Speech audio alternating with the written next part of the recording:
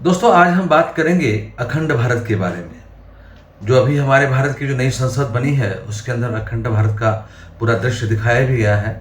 और इसकी चर्चा इस वक्त भारत ही नहीं, पाकिस्तान सहित कई अन्य देशों में हो भी रही है।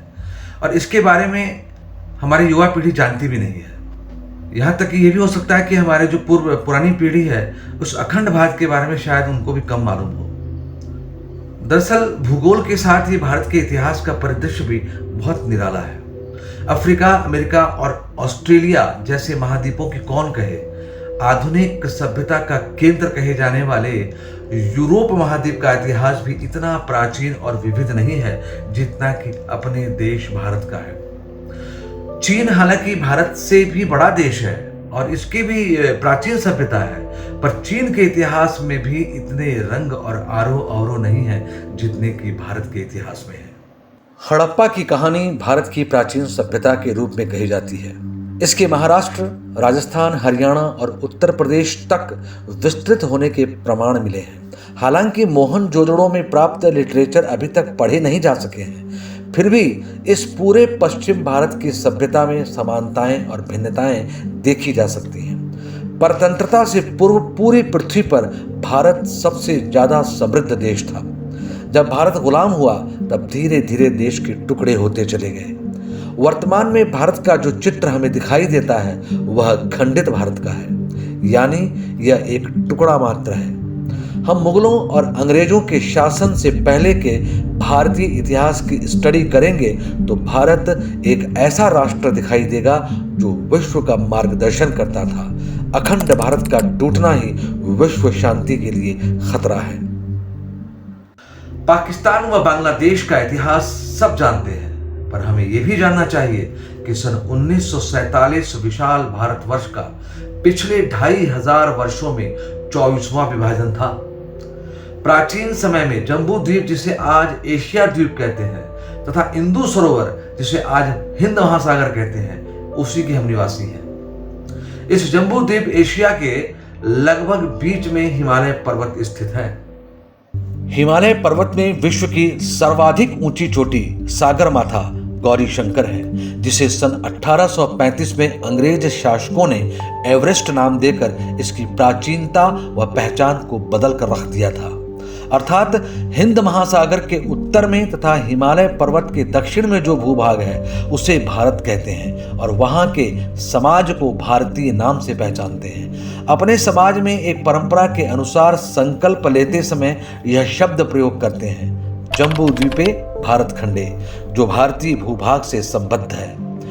यह प्राचीन भारत की चर्चा है, लेकिन वर्तमान में 3000 वर्ष पूर्व तक भारत की चर्चा में आता है कि पिछले 2500 वर्ष में जो भी आक्रांता यूनानी, यवन, हूण, शक, कुषाण, सीरियन, पुर्तगाली, फ्रेंच, डच, अरब, तुर्क, तातार और फिर मुगल और अंग्रेज आदि आए, इन सब का विश्व के सभी इतिहासकारों ने वर्णन किया, परंतु सभी पुस्तकों में पाया जाता है कि आक्रांताओं ने भारत वर्ष पर हिंदुस्तान पर आक्रमण किया, यही लिखा हुआ है, न कि अफगानिस्तान, म्यांमार, श्रीलंका, नेपाल, तिब्बत, भूटान, पाकिस्तान या मालदीव अथवा बांग्लादेश पर आक्रमण किया। अब यहाँ एक प्रश्न होता है कि ये भूभाग कब कैसे गुलाम हुए और स्वतंत्र हुए। पाकिस्तान व बांग्लादेश के निर्माण का इतिहास तो सब जानते हैं, शेष इतिहास चर्चित नहीं है। सन 1947 में विशाल भारतवर्ष का पिछले 2500 वर्षों में 24वां विभाजन है। अंग्रेजों का 350 वर्ष पूर्व के लगभग ईस्ट इंडिया कंपनी के रूप में व्यापारी बनकर भारत आना और धीरे धीरे शासक बनना, और इसके बाद सन 1857 से 1947 तक उनके द्वारा किया गया भारत का विभाजन बेहद दुखद है। इस वक्त तक अंग्रेजों ने भारतीय समाज में फूट डालना शुरू कर दिया था। अफगानिस्तान को 26 मई 1876 को रूसी व ब्रिटिश शासकों के बीच गंडाबक संधि कर अफगानिस्तान नाम से एक बफर स्टेट, मतलब राजनीतिक देश को दोनों ताकतों के बीच स्थापित किया गया। वहीं पृथ्वी नारायण शाह ने मध्य हिमालय के 46 से अधिक छोटे बड़े राज्यों को संगठित कर नेपाल नाम से एक राज्य का गठन किया। उसको अंग्रेजों ने विचार पूर्वक सन 1904 में वर्तमान के बिहार स्थित सुगौली नामक स्थान उस समय के पहाड़ी राजाओं से संधि कर भारत का दूसरा विभाजन कर दिया। वहीं सन 1906 में सिक्किम व भूटान, जो कि वैदिक बौद्ध मान्यताओं के मिले जुले समाज के छोटे भूभाग थे, उन्हें अलग कर अपने प्रत्यक्ष नियंत्रण के लिए रेजिडेंट को रखकर भारत को विभाजित कर दिया। सन 1914 में तिब्बत को केवल एक पार्टी मानते हुए चीनी साम्राज्यवादी सरकार व भारत के काफी बड़े भूभाग पर कब्जा जमाए अंग्रेज शासकों के बीच एक समझौता हुआ। भारत और चीन के बीच तिब्बत को एक बफर स्टेट के रूप में मान्यता देते हुए हिमालय को विभाजित करने के लिए मैकमोहन रेखा निर्माण करने का निश्चय हुआ। सन 1937 में म्यांमार व सन 1939 में श्रीलंका को अलग राजनीतिक देश की मान्यता दी। म्यांमार व श्रीलंका का अलग अस्तित्व प्रदान करते ही मतांतरण का पूरा ताना बाना बुना जो पहले से तैयार था और उसे अधिक विस्तार व मजबूती भी इन देशों में प्रदान की गई। म्यांमार के अनेक स्थान, विशेष रूप से रंगून का, अंग्रेजों द्वारा देशभक्त भारतीयों को काले पानी की सजा देने के लिए जेल के रूप में भी उपयोग होता रहा। आज हम भले ही राजनीतिक रूप से खंड खंड हो गए हैं, पर सांस्कृतिक रूप से एक अखंड राष्ट्र ही है। राज्य राजनीतिक इकाई है, जबकि राष्ट्र सांस्कृतिक इकाई है। भारत भले ही विभाजित हुआ हो, पर सांस्कृतिक रूप में हम उसे सदैव जीते हैं। और आज जब हम अपने मन में अखंड भारत की कल्पना करते हैं, तो हम सांस्कृतिक रूप से एक होंगे और बाद में राजनीतिक रूप से। दिन के बाद रात का होना जैसे स्वाभाविक है, वैसे ही भारत का पुनः अखंड होना भी उसकी नियति है। विश्व में अनेक उदाहरण हैं जिनके आधार पर हम भारत को फिर से अखंड बनाने के विषय में सोच सकते हैं।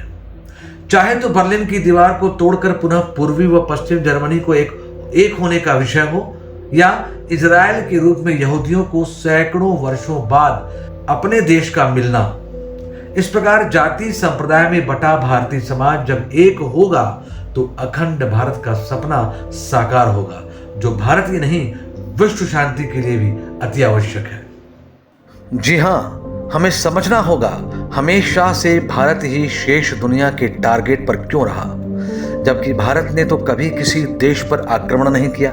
आज भी भारतीय दुनिया में जहां भी हैं, उस देश की तरक्की में डॉक्टर, इंजीनियर, वैज्ञानिक या जनप्रतिनिधि बनकर उस देश की तरक्की में चार चांद ही लगा रहे हैं, न कि आतंकी बनकर दहशत फैलाकर मानवता को शर्मसार कर रहे हैं। विदेशियों ने भारत के अतिथि देवो भव और वसुधैव कुटुंबकम के भाव का दुरुपयोग करते हुए मुगल के रूप में जबरन भारतीयों का धर्म परिवर्तन कर अमानवीय कृत्यों को अंजाम दिया।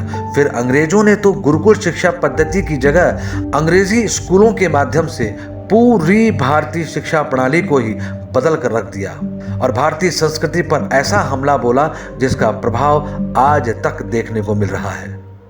दोस्तों, भारत ही नहीं संपूर्ण विश्व में शांति स्थापित करने के लिए यह बेहद जरूरी है कि भारत और भारतीय संस्कृति बची रहे। इसके बिना समूची दुनिया ही नहीं, समूची पृथ्वी ही अस्थिर और अशांत बनी रहेगी।